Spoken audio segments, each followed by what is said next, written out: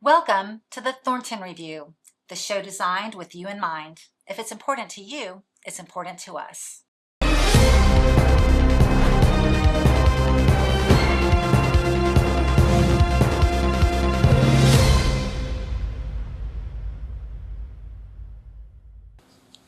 Mayor D.C. Reeves was born and raised in Pensacola, Florida, where he attended local schools and built a career as a sports journalist, author, and small business owner.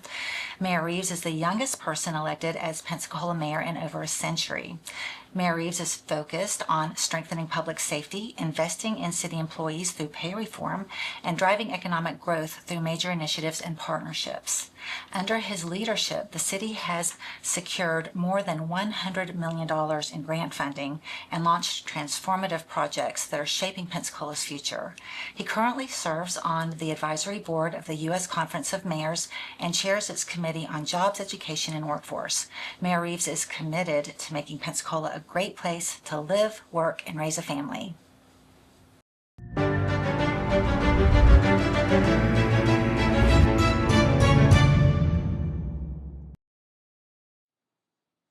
Hi, I'm Pueschel, Schneier, manager and executive producer of the Thornton Review. Thank you for tuning in.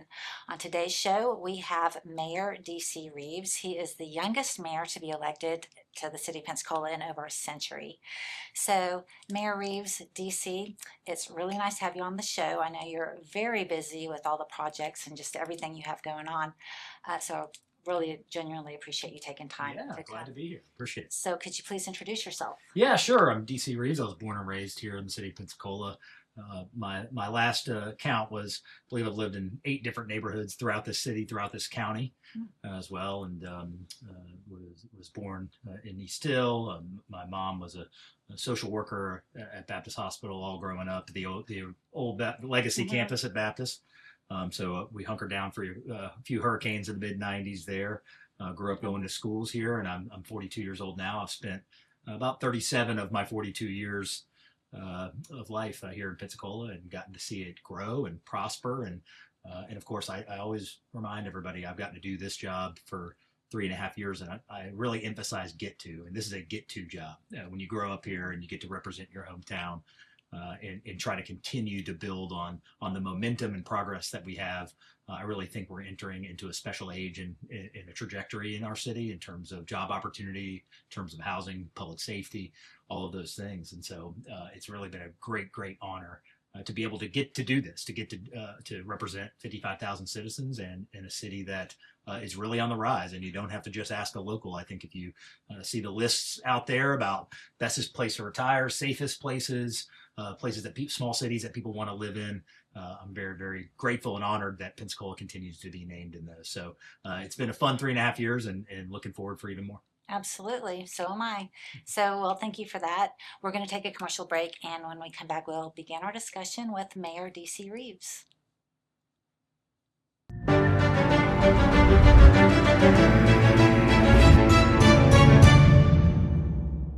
There is no government-funded program that can guide a man's thoughts. Only God can do that.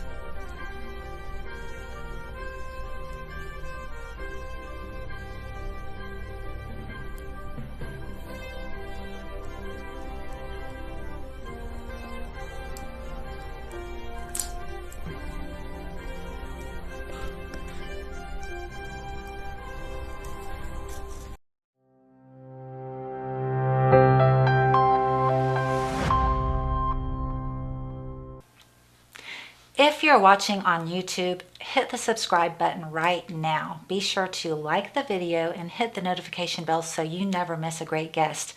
We provide this content as a public service, and it helps our channel when you like, subscribe, and hit the notification bell. You can watch us at our YouTube channel, The Thornton Review, at The Thornton Review 7810, our website, thethorntonreview.com. On Vimeo, please follow The Thornton Review. Please like our Facebook page, The Thornton Review Show, on TV, WBQP Channel 12, and WBQP on Roku and Fire Stick.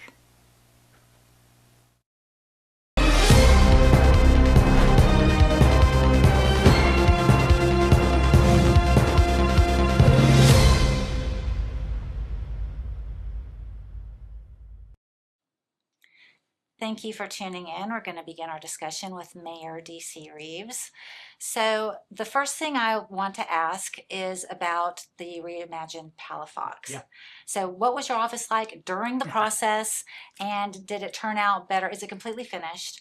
And did it turn out as you planned it or better? Yeah. So again, I think with any big project, to try to move a vision forward of ADA access, that anybody in a wheelchair, on crutches, can now get around our main downtown street safely. The infrastructure, I think we all, if you've lived here long enough, you know, doesn't matter what neighborhood, you understand the stormwater needs that we have and the flooding issues that can arise, not just by the coast, but also all over our city.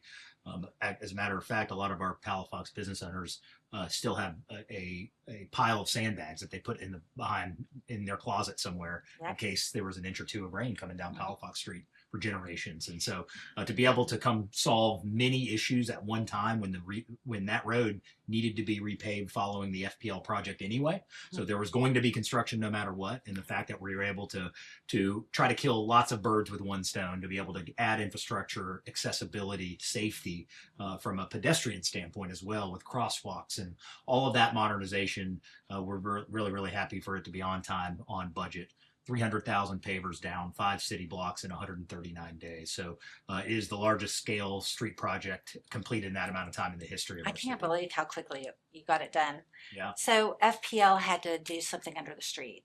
that's correct. They were Fiber undergrounding optic. utilities. And so, yeah, and that I know it gets misperceived sometimes, is that we just went and chose this And project. that's the reason why you did the That's project, correct. is because they're digging up well, they dug it up a few years ago, and they just paved back over and just left it the same.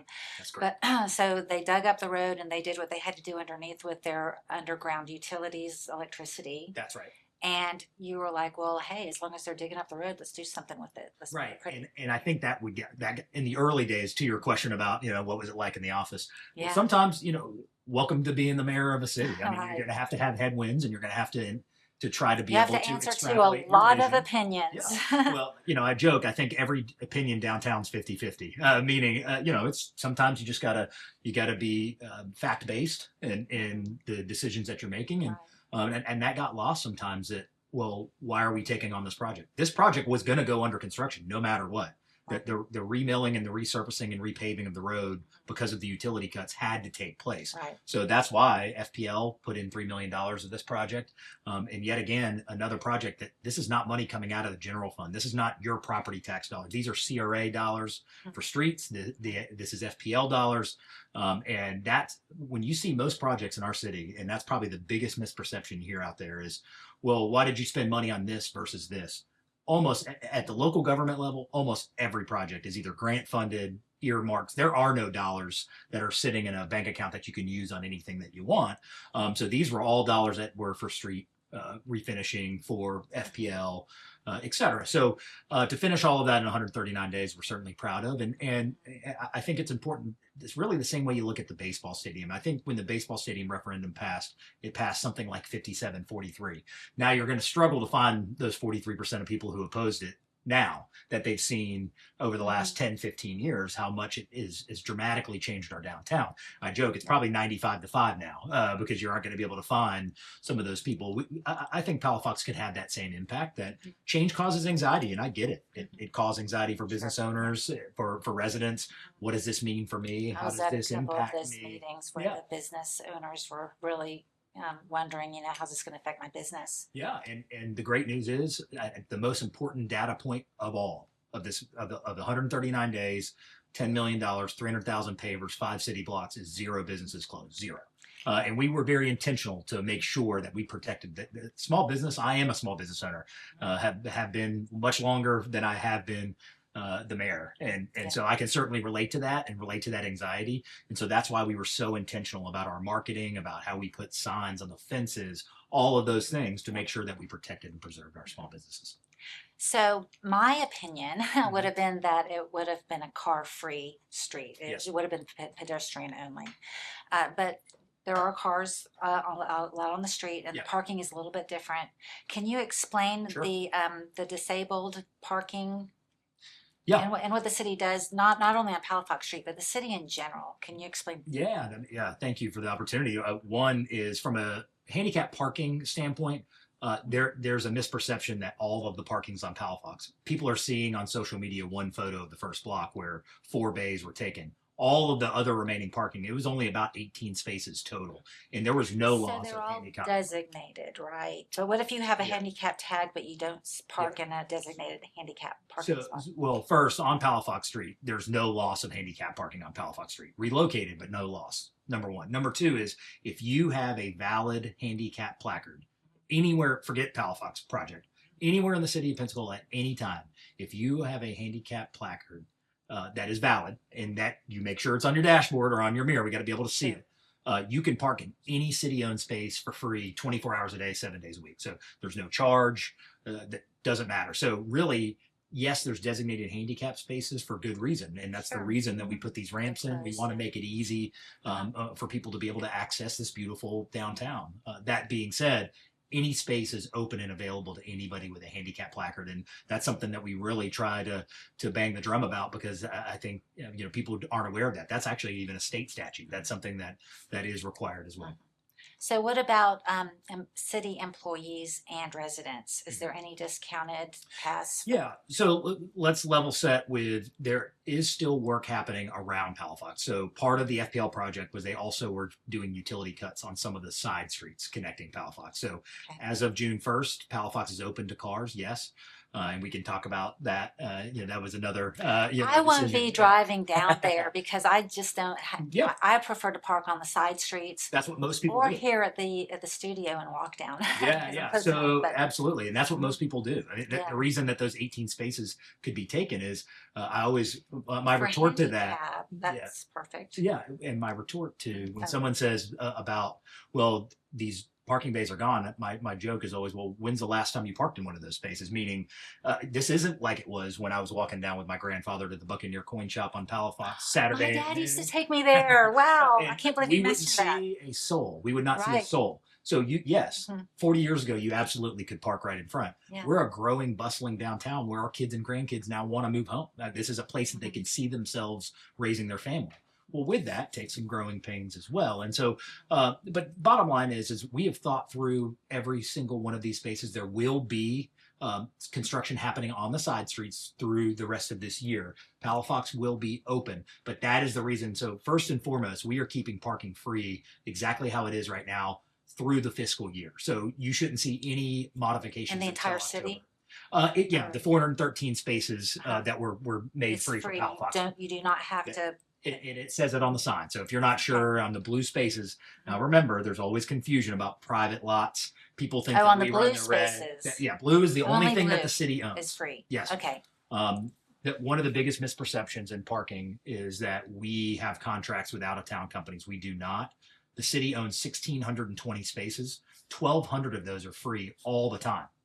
Even back before construction, it's only about 400 to 450 paid spaces. Those are $1 an hour at this point. That is it. So if you're listening or watching and you're saying, well, I paid $3 an hour, $5 an hour, it's a 100% guarantee you parked on somebody's private property that was charging in those private lots. So so there's free parking in the blue spaces until when? Until about October 1st. We're gonna go to council with a revamped plan. We have not finalized it yet, but to answer your initial question, yes, there will be, if you're a city resident, you're going to have a flat rate you pay all the time. That'll be less than everybody else. You deserve it. You're the ones that are helping pay the taxes that help. And you call the city parking division and you don't even have to do that. We're going to make it real easy, and we'll roll all of this out formally, but you'll be able to do it right online. You'll verify that you live in the city, and then now every time you get your app out, that's right. And then you'll get your app out and it'll know you're a city resident, and you'll pay a discounted rate all the time. For seniors, what we're talking about is we had just started bringing city senior permits. You still have to pay every time you park downtown. Yes, a discounted rate. Okay. Yeah. I was hoping it was like a yearly thing. Well, you have to pay a discounted rate. One time. And then I've never paid to park downtown. And you don't, because I've had problems. I'm always late to where I'm going, and then it takes me 15 minutes to figure out the parking thing. And by the time and it'll come up as an error, can't pay, can't do something, and so obviously I'm doing something wrong and I cannot figure it out. And it Well, should be something really you easy, can I always know. call 311 and they can walk you through that. That is about Yeah. 93% of people It use just takes forever. use the app. But the bottom line is there's lots of confusion around private lots. We asked in a survey, we said, which color are the city-owned lots, blue or red? Well, City's blue. 31% of the survey respondents said red, which is Yeah, we don't own. because we don't know. And that's private property rights. I mean, certainly if Okay. that's private property, So they no- can do what they want. Okay, so red is private property. That's correct. It's like if I owned a building downtown and I had my own parking That's lot correct. that I wanted to charge people to park at. That's correct. Okay, And we have no say So or it's- ability to tell them how to use their private property. sure, absolutely. So if they want to charge $10 an hour, $5 an hour, $3 an hour, we get dinged on that sometimes. That the same way we can't tell you what to do with your driveway and you're out on your own private property. This is private property owned by them, unfortunately. And it's obviously the bane of our existence because we get blamed many times for what happens in private lots, even though we have absolutely no control over Okay, it. so if you own a private lot in the city of Pensacola, you are issued a red sign from the city or you buy it, but they're all red. So if you own a private lot and you want to do paid parking in the city, It's red, you have your own arrangement but it's with not red. it could be red, it could be green, Whatever you decide. Yeah, So what is red parking? that's premium parking. That's a vendor that a private lot owner hires out of New Orleans. So that means that any money that you give to a red lot goes to the part of it goes to the private lot owner and the other part goes to New Orleans. It doesn't even Okay, help so reinvest in the city. they've hired like a management company correct. to manage That's the correct. funds. So we have no say in that. We have no ability to have. And so the best advice I can give is park in the blue spaces. It's $1 an hour. Right now it's free. It's $1 an hour all the time. It is city owned. We aren't going to boot your car. We have. We want to make it as easy and as friendly as possible. Okay. We cannot speak to what private lots do. And I would add, we just passed an ordinance in the city that now requires every private lot owner have a black and white sign that says this is not a government lot, Okay. because they thrive on the confusion. As a matter of fact, if you get for example, if you get a ticket in the mail, for a parking ticket, you can guarantee that does not come from the city. It's not legally binding. And what do they call their company? They call it municipal parking. Why do you think that is? They want to confuse the user into thinking that that's the city. So if you get a parking ticket in the mail and it's not on your dashboard, that comes from a private company that we have nothing to do with. Do the private companies pay the city No. any percentage of what they make? Not a red cent. Not a red cent. Okay. So it's private. Unfortunately, that probably should have been handled 15 years ago, whenever this started, to knowing the fact that, what ends up happening is they don't pick up their phone, and who do they call? Well, they call city parking, even though we have nothing to do with it. So I I'm understand. glad you cleared that up Yeah. for me Yeah. because I never knew. Yeah, I understand people's frustration, Yeah. right? Because imagine ours. We're $1 an hour. We don't boot your car. We're trying to keep it as friendly as possible and as accommodating as possible. And we often get confused with what happens in private lots. So what our citizens and our visitors can start looking for is they can start looking for these black and white signs. Right now they have a sign, but you need a microscope to read it. Now at private lots, it's going to say, here's their email, here's their phone number, and this is who you need to call because you are now entering onto their private property. So we're trying to eliminate that confusion, unfortunately. But the problem is these management companies thrive on that confusion. That it actually helps their business for people to think it's the mayor or it's the city council or somebody like that. So we want to start creating some of that separation. I get it. So I want to talk about the Sanger Theater. Yeah, sure. So the Sanger Theater is funded partially by the city and privately funded. And the city contracts a management company to promote certain shows. And last year they had a drag queen Christmas show, which was very controversial. There were many groups in Pensacola that were against it, and they had petitions and get-togethers, and they spoke at the city council meetings against it. And did the city, or did you or the city renew your contract with that same company, or are you planning to go with a different company, or do you have any guidelines that say no more smut, no more drag shows, that kind of stuff? So let me back up and say, first of all, what was commonly misperceived is that the city subsidizes the Sanger Theater. What people were referring to was over many years, probably I'm going to guess and say 20 years or so, back when the Sanger wasn't as successful, the city would not pay, they would advance funding in case there was a shortfall. So that line item has just stayed in the budget every year. As a matter of fact, the Sanger Theater has made money, has actually sent money back to the city. It's been net profitable, which certainly, regardless, is great. You want any operation that the city has to be net profitable. So people intentionally, in some cases, misperceived a line item that said the city is paying the Sanger. Well, the city paid the Sanger about 150 grand, and the Sanger then paid the city about 750 grand. So, as a matter, Why does the Sanger pay the city? Because it was a profitable. It's a third party operator. So the same company runs the Bay Center. So the city owns the Sanger. That's correct. But they have that's right. So then they have a management company that is in charge of getting the performances. Like everywhere in the country, that is in charge of show operation, show selection, logistics, so all I of that. totally get it. Yeah. So does the city have say so though over? I mean, so when you hire the management company to promote the shows, they're going to promote whatever shows they want. So is the city going to be a little more selective over the management company that they select, or are they going to have any say so? So there's two different parts to that. Number one is the city has historically never had, we're not even aware of any city in the United States that has an agreement with a third party where they want to start picking winners and losers as it pertains to who. As a matter of fact, the day after the show that you mentioned there was a Christmas Eve service. Now, what would have happened if a show would have been canceled on the 23rd? What do you think would have happened to the Christmas Eve service on the 24th? The people on the opposite side of this issue would have come in and attempted to sue the city over that as well. And so to me, at the end of the day, it's about the Constitution. I think that's the thing that the Constitution says, hey, you can decide to do this show or not do this show the same way you can decide to go to Christmas service or not.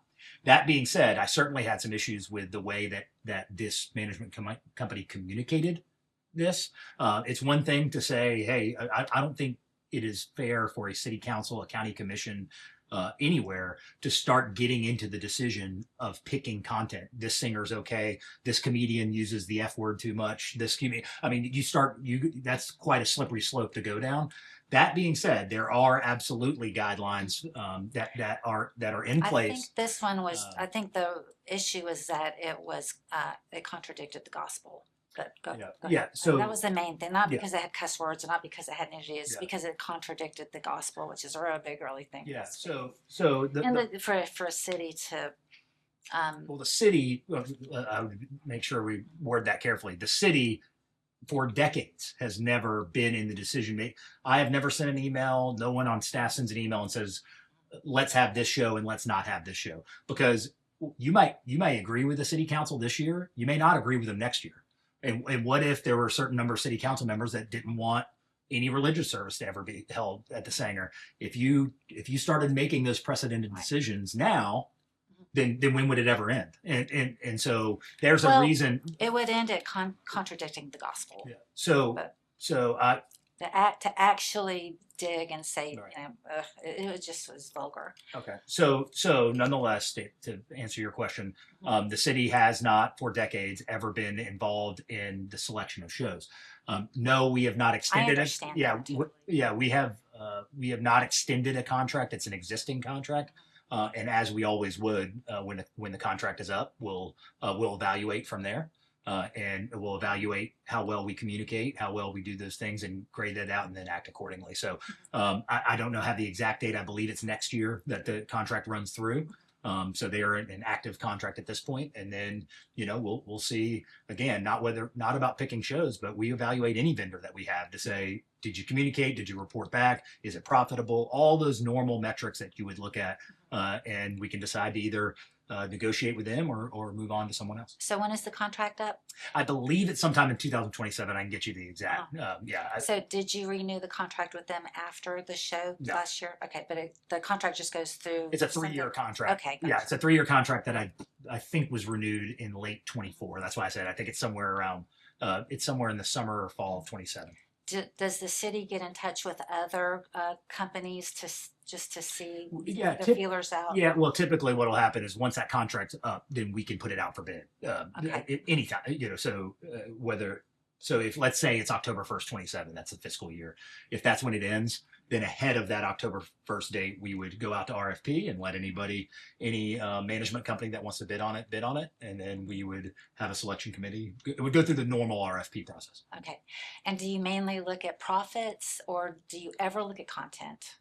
When you're looking at a management company, do you ever look at content? I think you look at everything, meaning because every RFP is so different. RFPs can be for construction, they can be for stormwater projects, it can be for Palafox.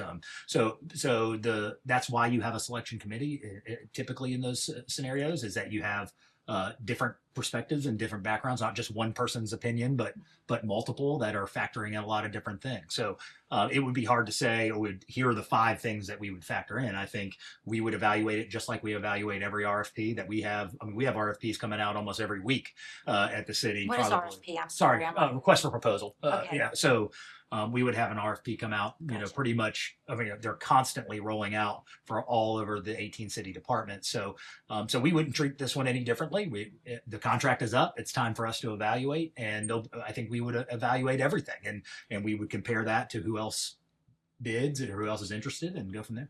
Okay. Well, thank you for explaining that. Yeah, I sure. appreciate the answer. So I want to ask you your opinion and what you think about an Orange County sheriff dropping off a homeless person in the city of Pensacola. But first, we're going to take a commercial break. All right. And I want to remind our viewers that Thornton Review is a civic engagement show with a purpose to spread awareness by interviewing local elected officials, candidates, and professional leaders. This is information you won't get anywhere else. We're going to take a commercial break, and when we come back, we'll continue our discussion with Mayor D.C. Reeves.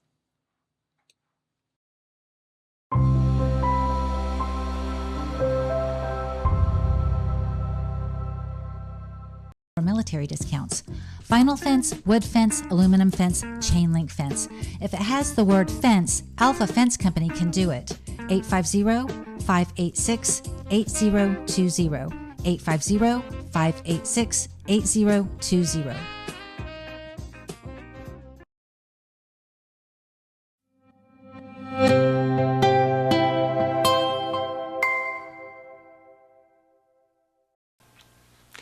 If you're watching on YouTube, hit the subscribe button right now. Be sure to like the video and hit the notification bell so you never miss a great guest.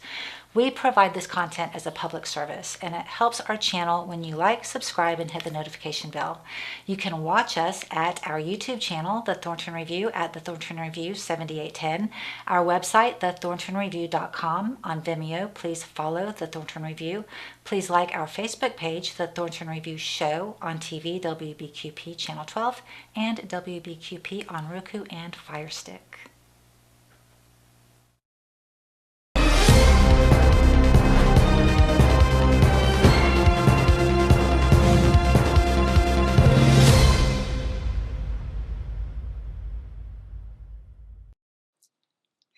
Thank you for tuning in. We're going to continue our discussion with Mayor D.C. Reeves.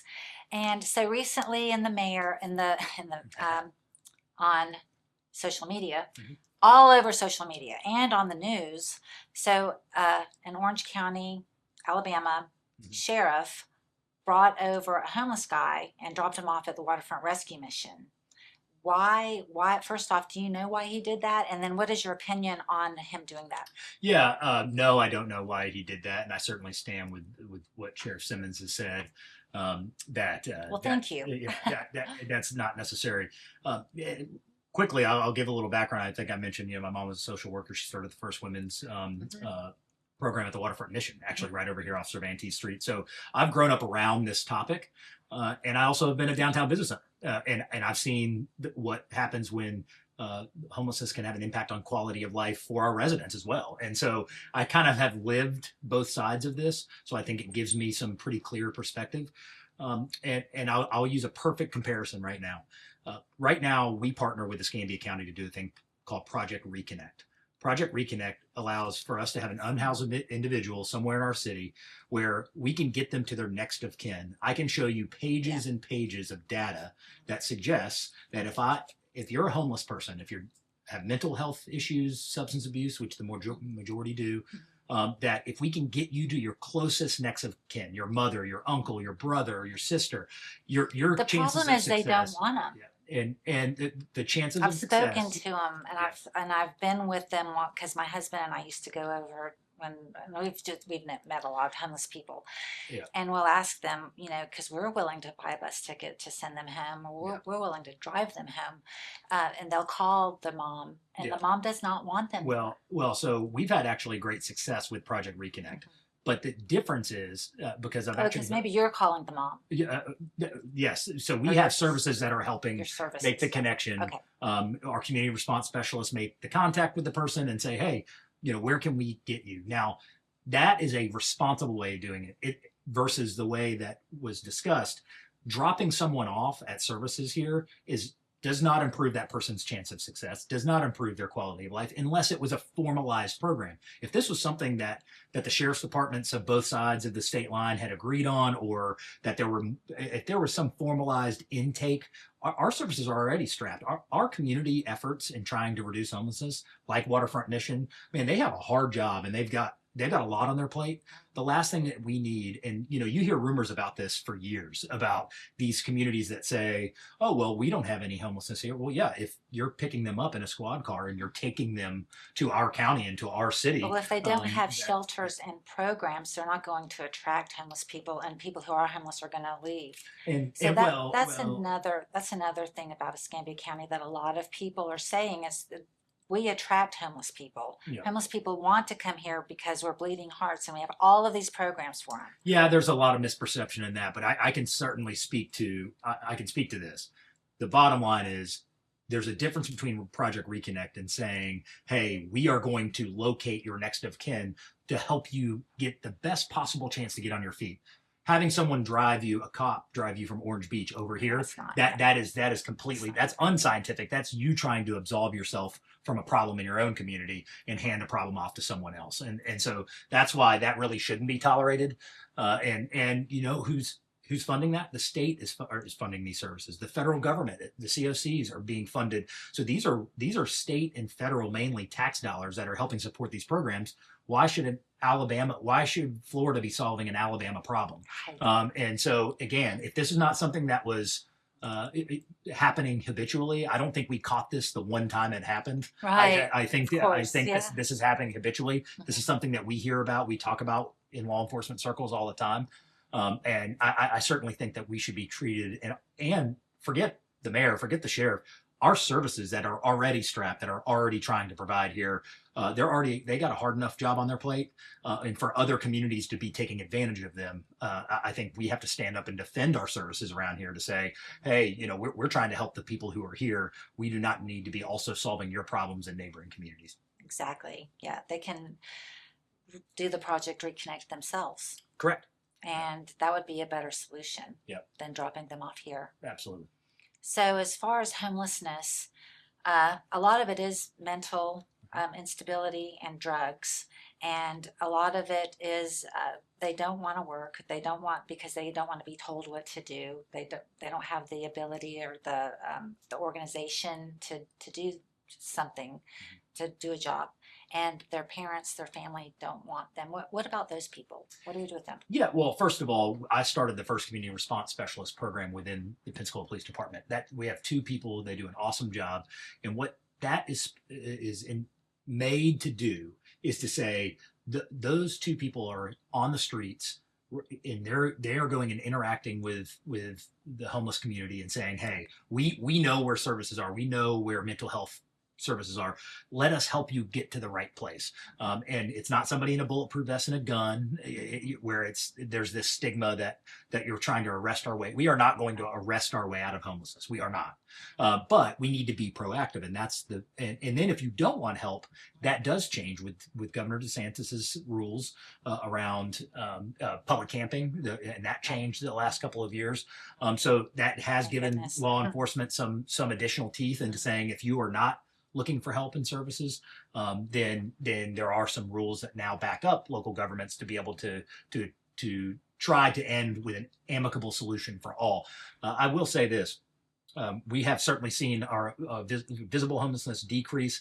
I've met at the White House with the Trump administration's staff on domestic policy, where they're going to be taking these COC dollars, the dollars that come into our community to help combat homelessness, is going to require mental health counseling, and is going to require addiction counseling, versus what you've seen in the previous administration, which was we're going to let you live somewhere for as long as you want to live somewhere, and then you don't have to have any of these services. I listen, we have veterans that have something happen, or they get addicted and all that. Things like that can happen. But I do firmly believe that our taxpayer dollars should be spent on helping get somebody's life right, not to continue to sustain a low quality of life on the taxpayer's dime. So that's the changes I think we're going to see federally, and that will follow suit, I believe, here locally, because the number one funding of the services that are here is the federal government. That is the money that's coming down to help combat homelessness. Lastly on this, I feel very positive about where our COC, it's called the Continuum of Care. That is where the federal dollars come in to enact programs. We've got new leadership there, new organizational change there, better oversight, more transparency on what's happening. That's all happened in about the last year. And so I'm very, very excited for the future of that, getting more dollars, being able to show our citizens the impact that we're having, and making sure that we're accountable to those results. Why doesn't Gulf Breeze have a homeless problem? Well, I think it's pretty simple. First of all, I can't speak for Gulf Breeze of whether what their homeless problem is, or haven't analyzed it. Gulf Breeze is used as that example a lot, and why it's a bad example to use is because Gulf Breeze is a 8-lane highway.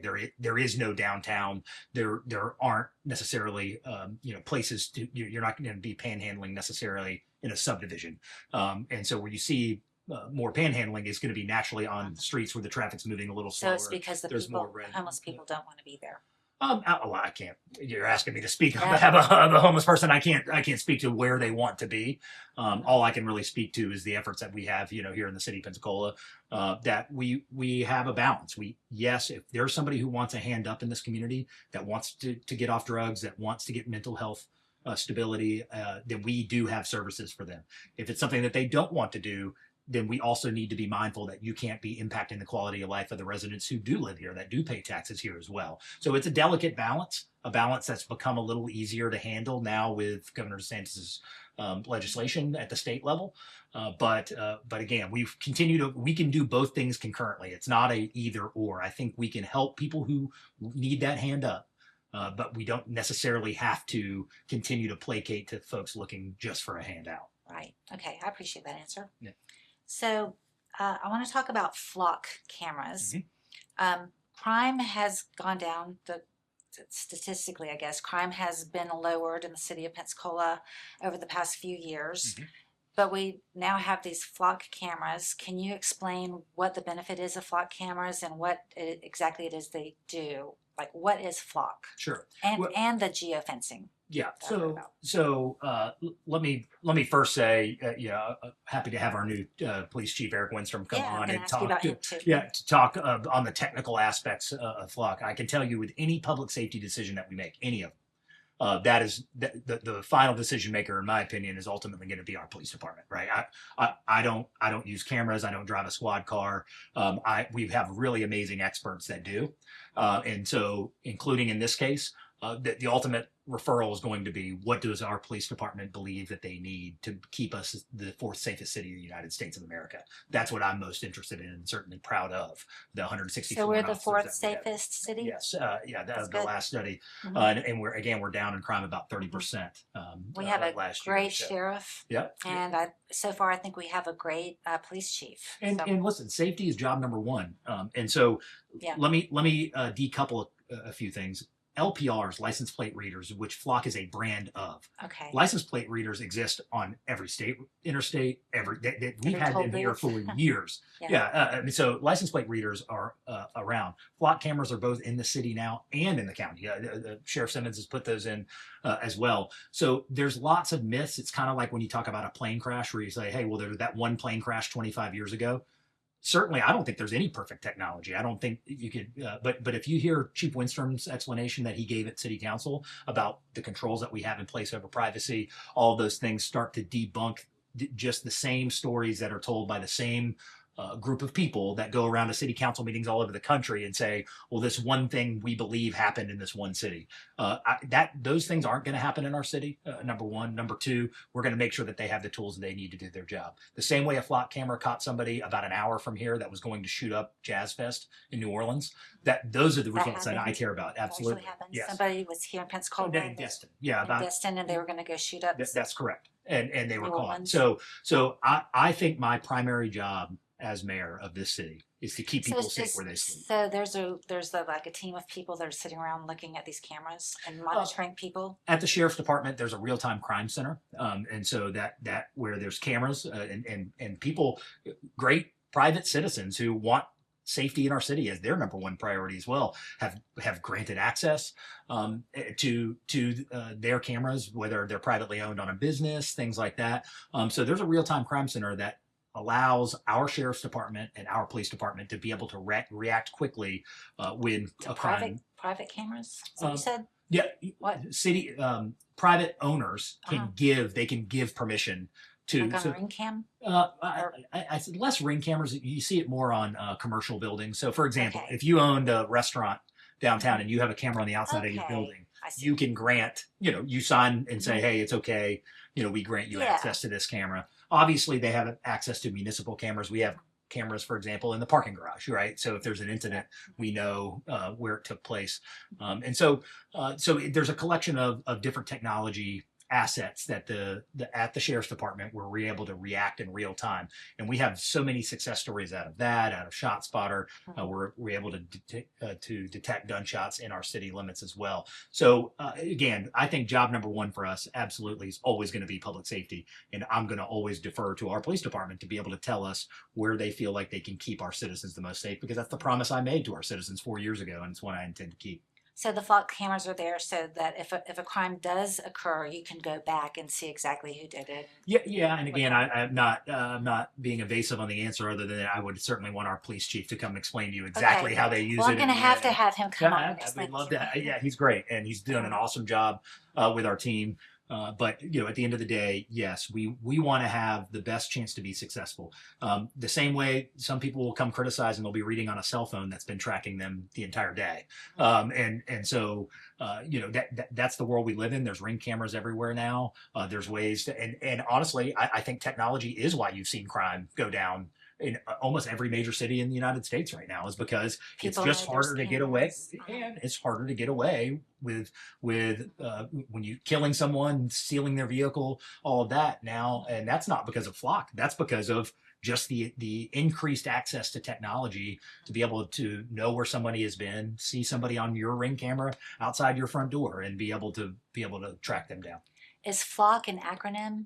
Does that mean something? Yeah. What is flock? I think flock is the company that has been discussed, but it is a license plate reader. And again, license plate readers have been in our city and in our county for years and years and years. Again, like you just mentioned, you go to a toll booth on Pensacola Beach, that's technically a license plate reader as well. So LPRs have been around. You can't go a mile or a couple miles on the interstate without there being a license plate reader. We use them at the state, we use them federally, we use them locally, and use them in the county. And it's to find the bad guys. Of course. Yeah, absolutely. What you want to do is to have the capability, because we know that the longer you go between a crime occurring and you being able to identify that person, the longer that time gap is, the less likely you are to find them and less likely you are to bring them to justice. Well, that would help in Amber Alerts and Silver Alerts. Absolutely. And every one of those aspects. So the only explanation that I think you can give for the reason you've seen dramatic decreases in crime around major cities in this country is because of the increased access to technology that doesn't allow the bad guy to get away with something that they could have gotten away with before. And they're able to now find them much quicker. Okay, trying to wrap my brain around it, because there's so many license plates. I mean, who's sitting there monitoring that? How do you know which license plate is being driven by the bad guy? Yeah. Well, it's at request. It's not someone sitting in a room looking at every license plate. Yeah. It's if your license plate is notified as a person of interest or a suspect, then it's a notification when that comes through. It's not a person sitting and watching every single license plate come through and reading every license plate and seeing who it is. That's not, there wouldn't be enough time in the day for Right. or enough people to do that.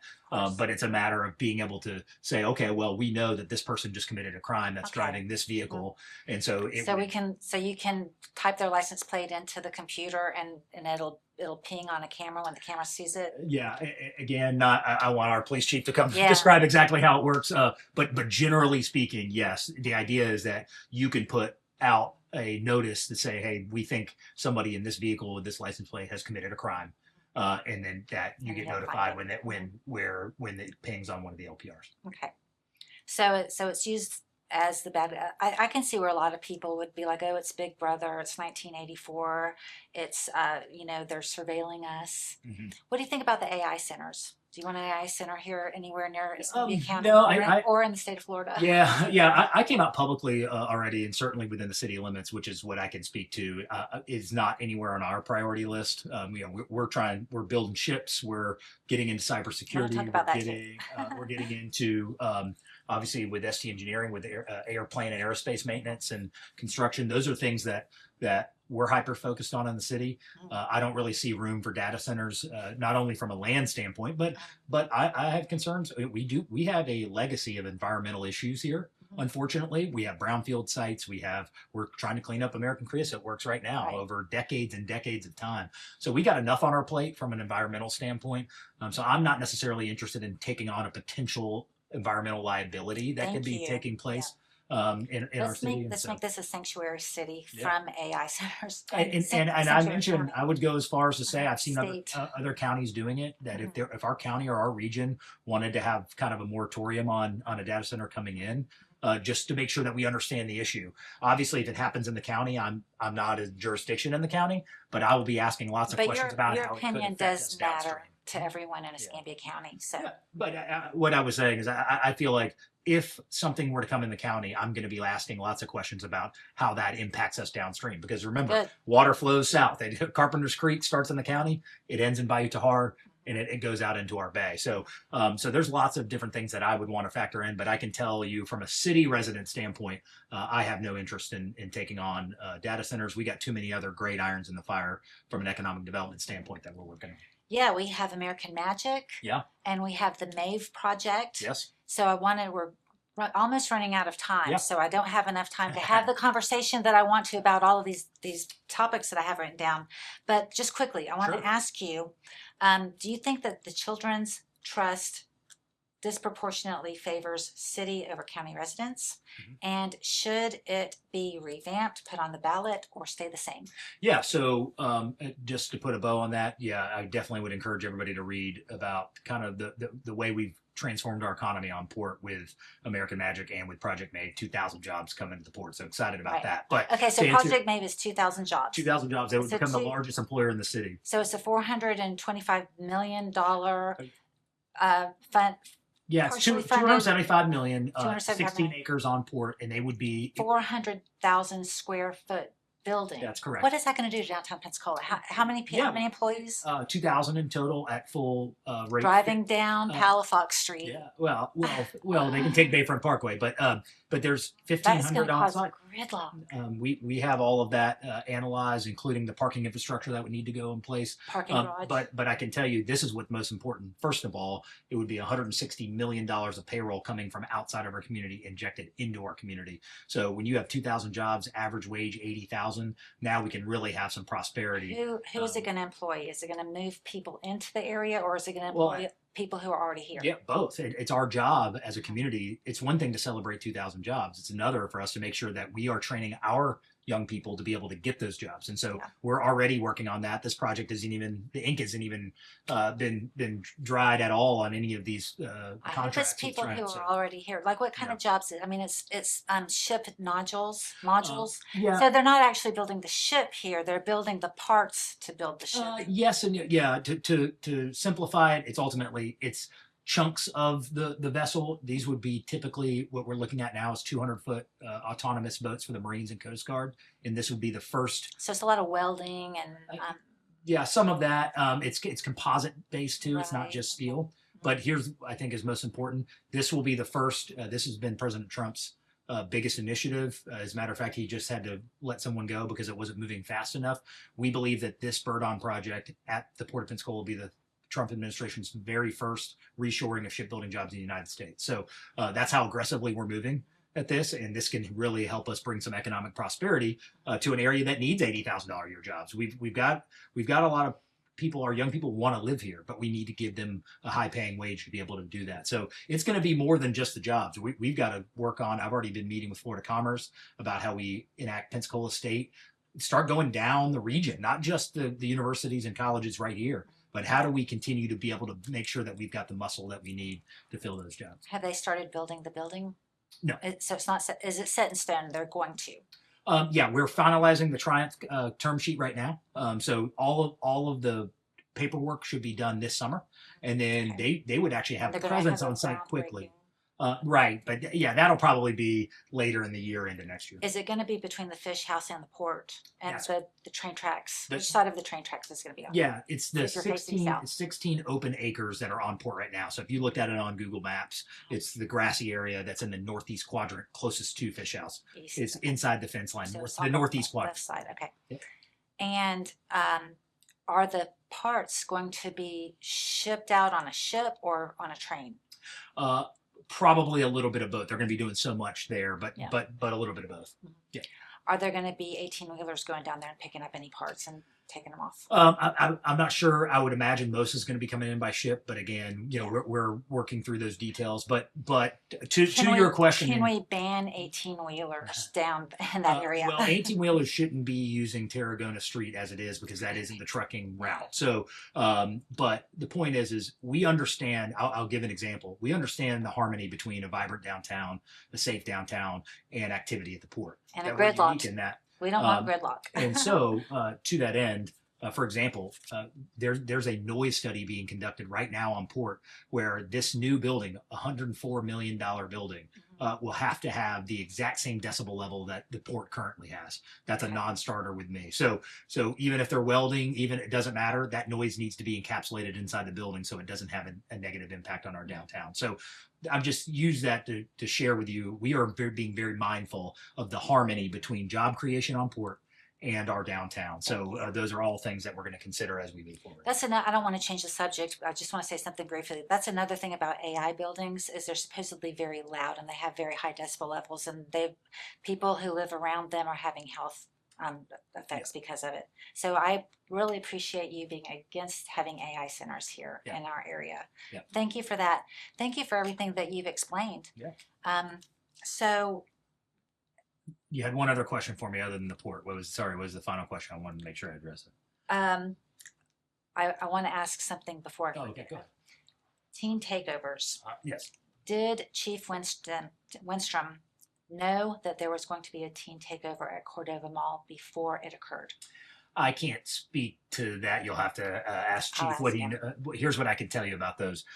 We're mindful of these nuisances and these issues right now, and that we stay on top of them. I can guarantee you, if we were aware of, Because it's like a anything terrorist happening before, attack. Yeah.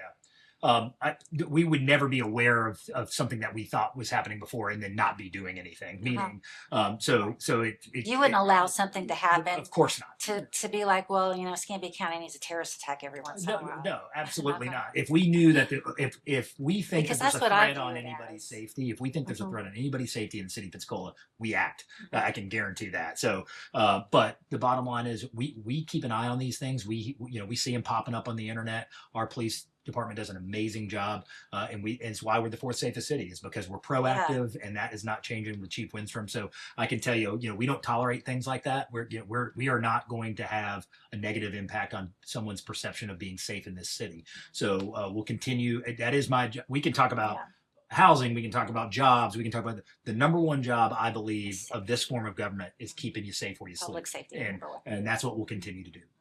Yeah, because if the police department knew that something was going to happen and allowed it to happen just to go in and make arrests, No, of course not. that would be a big problem. No, absolutely not. That would never happen. If we feel like there's a threat on someone's safety, we act. We don't wait and see how it plays out. Appreciate that. Okay, so I guess the American Magic. have we had the grand open for American Magic yet? Yep, they And- cut the ribbon in January. Yep. Okay, and so they are partnered with GP?